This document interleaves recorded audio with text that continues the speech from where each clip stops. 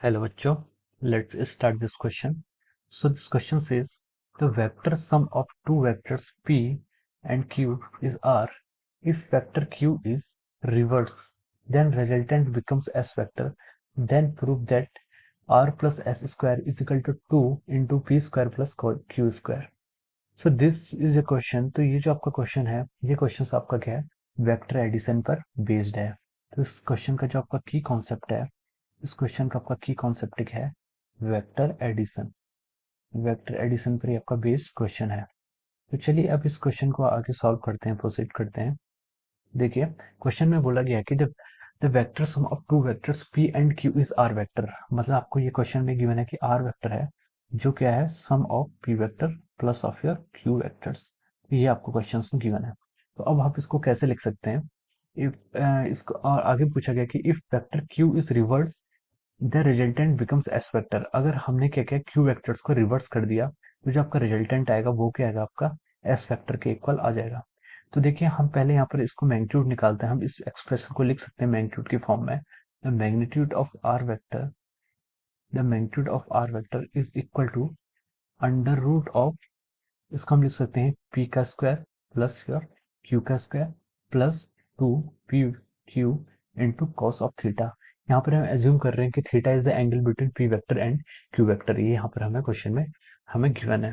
तो देखिए अब उसने ये बोला था कि अगर आपने क्या if vector q is reverse, तो देखिए ये जो सिचुएशन है हम इस सिचुएशन को ऐसे ड्रॉ कर सकते हैं. तो ये आपका क्या, मान लीजिए ये आपका कोई वेक्टर p वेक्टर है और ये आपका क्या है, कोई वेक्टर q वेक्टर है, और where theta is the angle between this two vectors. यहाँ पर थीटा क्या है, इन दोनों वेक्टर्स के बीच का एंगल है. तो अब देखिए इनका जो रिजल्टेंट वेक्टर आएगा, इनका जो रिजल्टेंट वेक्टर आएगा वो somewhere in between this two vectors आएगा. और लेट मैंने उस वेक्टर को क्या बोल दिया, आर वेक्टर यहाँ पर गिवन किया है. अब उसने देखिए क्वेश्चंस में क्या बोला है कि if vector Q is reverse, अगर आपका जो वेक्टर क्यू है हम उसको क्या कर देते हैं, रिवर्स कर देते हैं.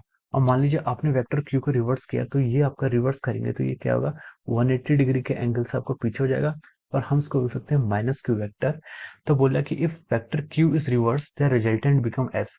तो पी वेक्टर और जो आपका क्यू माइनस क्यू वेक्टर होगा उसका रिजल्टेंट बोल रहा है कि वो कितना हो गया आपका, फिर कितना हो गया वो वेक्टर, वो आपका एस वेक्टर हो गया. तो जो कि इन बिटवीन इनके कहीं पर आएगा तो हम उसके यहाँ पर एस वेक्टर लिख सकते हैं. ठीक है. तो चलिए अब इस क्वेश्चन को हम सॉल्व करते हैं आगे. इस क्वेश्चन में देखिए इसको आगे और सॉल्व प्रोसीड करते हैं. तो बोला कि if Q vector is reverse, अगर आपने क्यू वेक्टर को रिवर्स कर दिया तो resultant becomes your S vector हो जाएगा. तो यहाँ पर जो आपका एस वेक्टर है वो क्या आ जाएगा, पी वेक्टर रिवर्स कर दिया तो ये आ जाएगा आपको माइनस क्यू वेक्टर हो जाएगा. ठीक है. अब यहाँ पर हम इसको लिख सकते हैं कि magnitude of s vector is equal to the, magnitude of s vector is equal to the, यहाँ पर हम लिख सकते हैं इसको पी का square plus of your q का स्क्वायर और plus your 2p and q.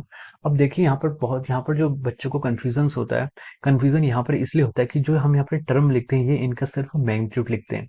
अगर आपने q वेक्टर को यहाँ पर माइनस q वेक्टर से रिप्लेस कर दिया तो जो ये जो आपका अब एंगल बनेगा p और माइनस q वेक्टर का, ये एंगल बनेगा आपका कितना, पाई माइनस थीटा. तो अब आपके बीच का जो p और माइनस q वेक्टर के बीच का जो आपका एंगल है वो कितना है, पाई माइनस थीटा. तो हम यहाँ पर कॉस की वैल्यू पाई माइनस थीटा रखेंगे, कॉस की वैल्यू कर थीटा की वैल्यू रखेंगे, सॉरी, पाई माइनस थीटा. तो ये आपका कितना रहेगा, कॉस की वैल्यू पाई माइनस थीटा. तो हम इसको ऐसे प्रोसीड करेंगे.